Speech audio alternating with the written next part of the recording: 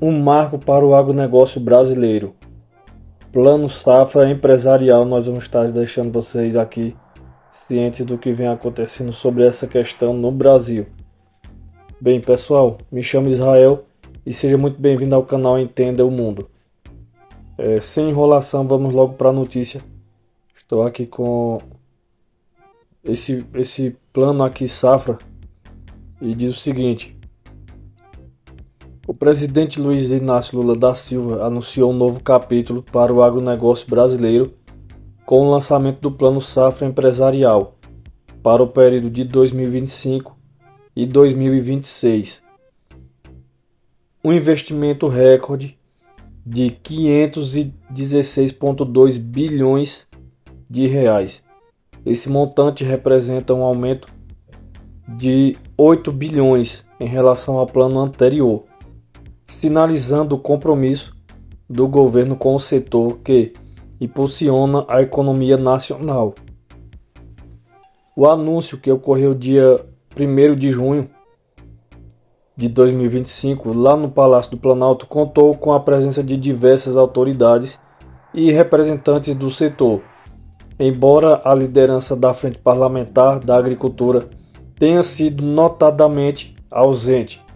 Bem, falando sobre desafios macroeconômicos e posicionamento do governo, é o seguinte: apesar da euforia em torno do Plano Safra ou do novo Plano Safra, o evento foi marcado por um debate acalorado entre a política econômica.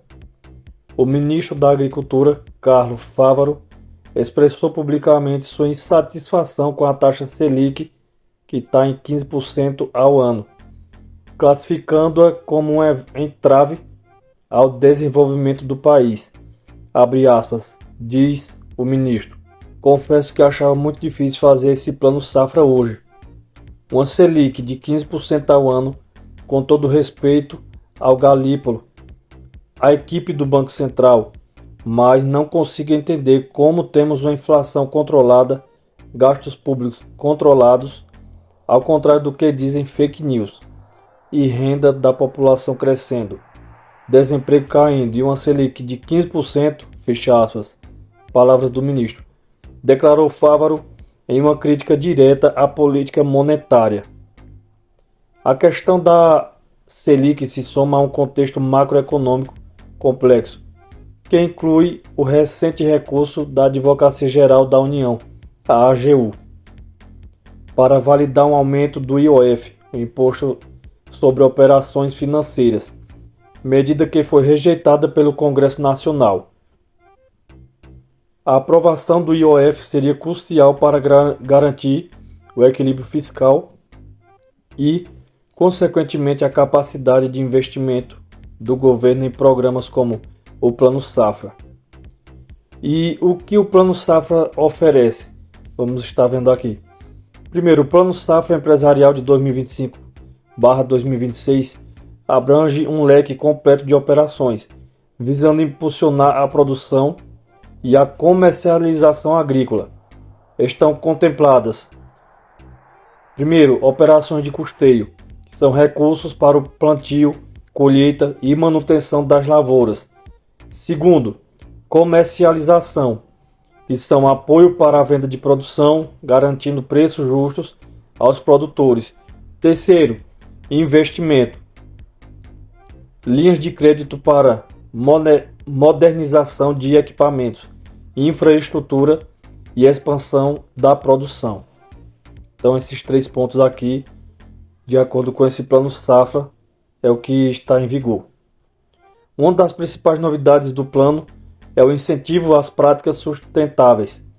Produtores que adotam ações que provocam a preservação ambiental terão acesso a juros reduzidos, reforçando o compromisso do agronegócio brasileiro com a sustentabilidade. Além disso, a prorrogação do desconto de 0,5 ponto percentual na taxa de juros das operações de crédito rural se estenderá até junho de 2026, oferecendo um alívio financeiro significativo aos produtores. medidas de apoio e flexibilização. Bem, o governo também anunciou medidas importantes para a negociação de dívidas, um alívio para os produtores que enfrentam dificuldades nos últimos anos.